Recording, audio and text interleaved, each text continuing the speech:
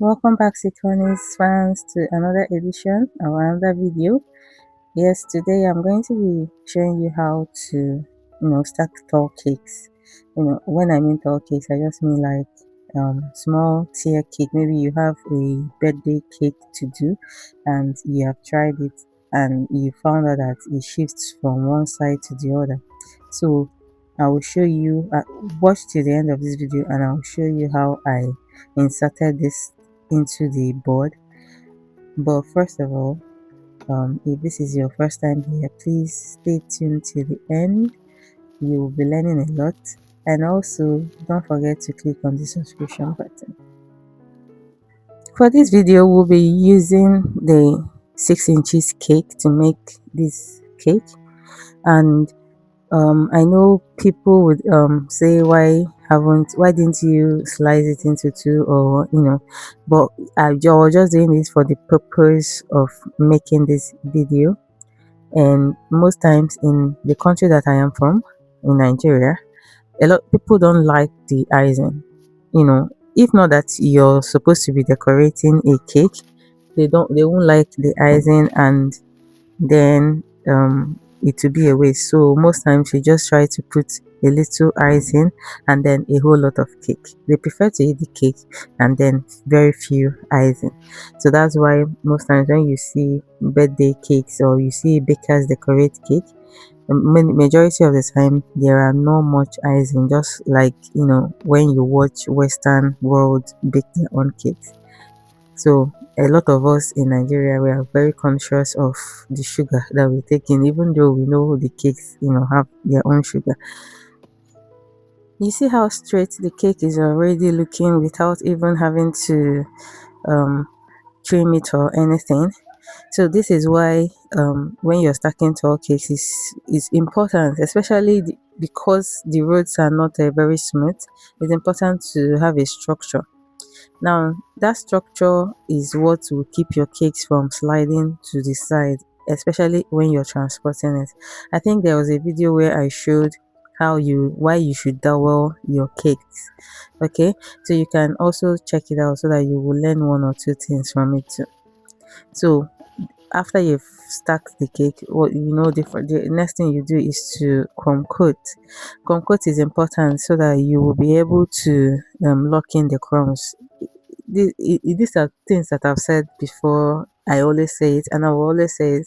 You have to lock in the crumbs on your cake, and when you lock them in, it will not appear in the next cake. If you notice, I didn't have to trim the cake because they were all perfectly equal by the size. But if you find out that you baked and your cakes are not equal, it's necessary that you trim. Okay, just try to trim with a bread knife or a serrated knife that you can find in the market. It's very important that you trim your cakes so that they can be as straight and perfect by the size. But if your cakes come out the same size, maybe you use the same pan. For this cake, I use the same size of pan, for each one. But there are some times that you bake and then the cakes or the pans will not be the same, even though when you go to the market and you ask them and they will tell you, okay, yes, they're the same size. And then when you come back, you find out that after you bake the cake, some are looking bigger, some are smaller. So you have to trim to give you straight size. All right, so once you trimmed your cake and crumb coated, you'll go on to mix to apply your final coating. Sometimes I like to put my cake, especially when it's tall like this, I like to put it in the freezer for like 10 minutes so it will harden, the crumb coat will harden. That way when you're applying the final coating, it will be so much easier for you.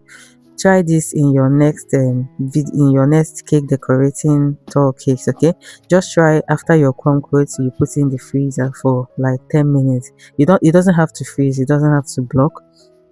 Just put it while you're decorating, while you've crumb coated, sorry, and then bring it out after 10 minutes, just so that the buttercream that you've applied first will not it will not be sticking to your hands. Then apply the final coating. Trust me, you will love the way it comes out. You will not have so much problem applying the final coating. Okay, so For this cake I used a white fat buttercream. So it's the same measurements that I use in all my buttercream. Is the 400, sorry, is the 200 gram of white fat or margarine to 500 gram of buttercream. So if you're making double, you can multiply. If you want it smaller, you can reduce in size. Okay, so that's what I do. Then if you want a thinner consistency, what you have to add is like 2 tablespoons of water. Okay, you can add hot or cold water depending on the one that is readily available to you. So but if you feel that maybe after doing the buttercream the consistency is fine by you, no problem, go ahead and use it. But most times I like to add water to thin out the consistency so that I can apply it easily on my cake. All right.